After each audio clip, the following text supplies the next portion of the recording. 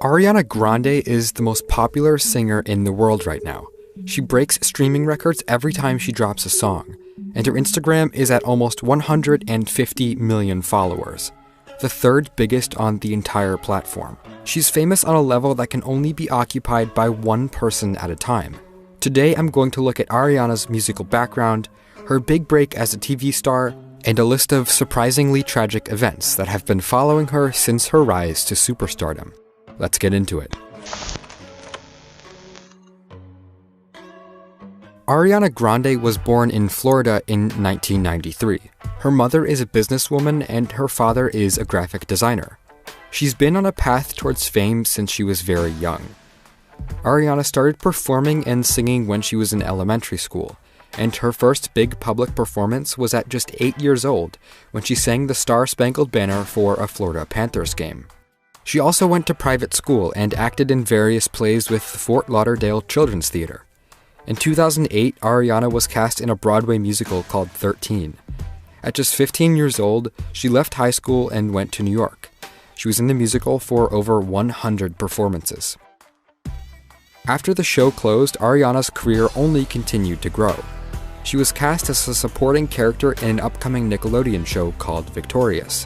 The show would become extremely popular, and thanks to its massive audience, Ariana became a household name, alongside people like Miranda Cosgrove and Miley Cyrus. Like many of her Nickelodeon co-stars, Ariana decided to supplement her successful TV career with vocal coaching. Her first song, called Put Your Hearts Up, came out in 2011. She started working on her first album while still filming Victorious, and when the show ended in 2013, Ariana finally released her debut record. She also started filming a Victorious spin-off called Sam and Cat. And while many of her peers from Nickelodeon, like Miranda Cosgrove and Victoria Justice, would try to start their own musical careers, Ariana's music was something else. Yours Truly debuted at #1 on the Billboard 200, and it would go on to reach platinum status. In just a few short years, Ariana went from a kid with a passion for theater to an international pop music and television star. Ariana's fame only continued to grow while she was writing and recording her next record. She briefly joined Justin Bieber on his Believe tour, and she performed at the White House twice in 2014. She was becoming one of the biggest names in pop music, and as her Nickelodeon series was beginning to wind down, she was finally free to explore more adult themes in her music. Ariana's second album, My Everything, was released to critical acclaim in the pop music community. It saw her taking more chances, collaborating with a mature cast of rappers, and adopting a more confident, mature voice and personality. She presented more nuanced instrumentals as well, drawing from hip-hop, EDM, and singer-songwriter styles, to create a diverse yet cohesive R&B-flavored record. My Everything debuted at #1 on the Billboard 200, her second #1 album in a row. She got features from Iggy Azalea, Childish Gambino, The Weeknd, Zedd, Big Sean, and others. Ariana's second album was her first significant departure from her roots as a teen starlet trained in the realm of theater. Ariana's third album presented yet another transformation in her image as an artist. She changed up her look, abandoning her standard cat ears for a more suggestive pair of latex bunny ears. The album explores rock and hip-hop styles, while also paying homage to house music and reggae pop. Ariana was maturing into her voice. Having always been an incredibly talented vocalist, she was finally developing the presence to fully take advantage of it. Features on Dangerous Woman include Nicki Minaj, Lil Wayne, Future, and Macy Gray. The album was noticeably more confident than anything she had made before, and while it failed to reach #1 on the Billboard 200, because Drake released Views in the same week, it sold just as well as anything she had put out previously, going platinum in the US with ease. Dangerous Woman was nominated for a Grammy, and it was supported by a worldwide tour that was intended to last for 7 months. On May 22, 2017, after Ariana's concert in Manchester, United Kingdom, an Islamic terrorist detonated a homemade bomb as people were leaving the venue. He killed 23 people and injured 140. Almost half of the people killed were under the age of 20. Out of 140 hospitalizations, 80 were children. Following the bombing, Ariana was able to raise millions of dollars with a number of musicians thanks to a benefit concert in Manchester. Despite the trauma Ariana suffered from the bombing, she made the decision to continue her tour. Her photographer later talked about how she didn't want to live in fear or give in to terrorism, and so she felt that the tour must go on. He called her brave and talked about how another artist might not have done the same in the face of danger. The tour was completed in September 2017. It earned over $71 million and sold almost 1 million tickets. Ariana had been working on her fourth album, Sweetener, for a while preceding the Dangerous Woman tour, but the events of the bombing in Manchester gave her a desire to start over on the record. Pharrell Williams produced most of the album and gave it a much more trap-inspired feel than Ariana's previous work. But Sweetener's release was huge. Ariana had just ended her 2-year relationship to Mac Miller due to his substance abuse problems, and she had started another relationship just days later with SNL comedian Pete Davidson. Her relationship with Pete Davidson was heavily publicized, and when they got engaged after just a month of dating, the pop music community went crazy.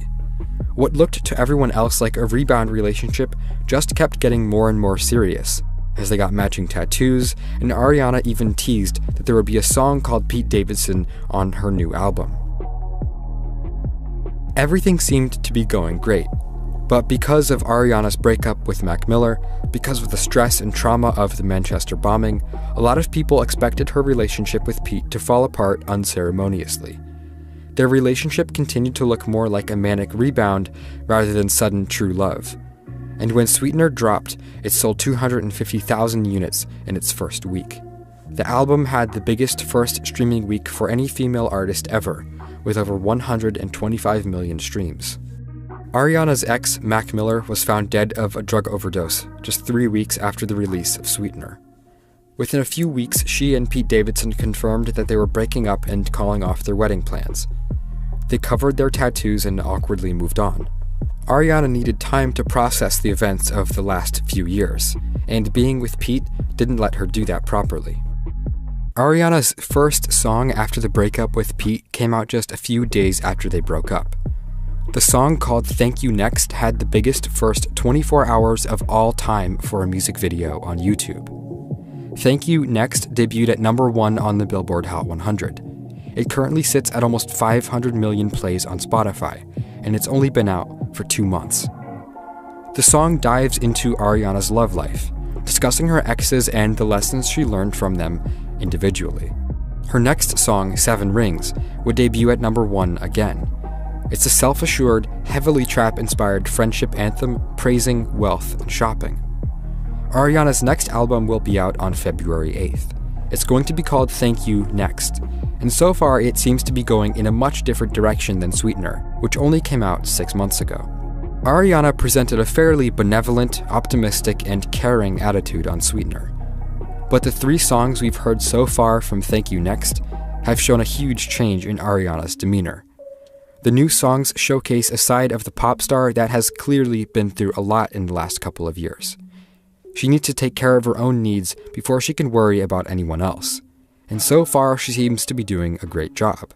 Ariana has proved herself to be a resilient young woman, but at this point, it's time for her to take care of herself rather than withstand any more trouble. She tweeted on New Year's Day that she wouldn't be dating in 2019, a statement perfectly in line with the message of her smash single, Thank You Next. Ariana's road to recovery from the stressful events of the last few years will undoubtedly lead to better, more fully realized music in the future. Ariana Grande continues to exceed her expected lifespan as a celebrity.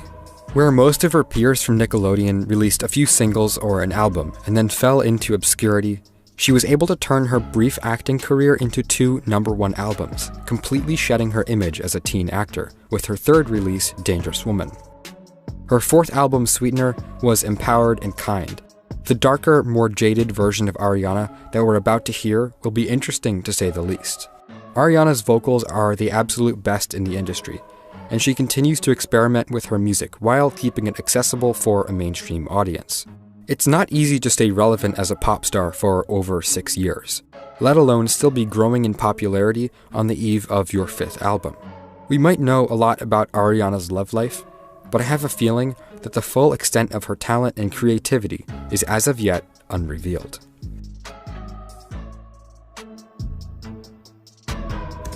Hey everyone, I just want to give a quick thank you to Cerebral Vibes for making this video possible. If you want to see more like it, go to youtube.com/Volksgeist and subscribe. Thank you very much.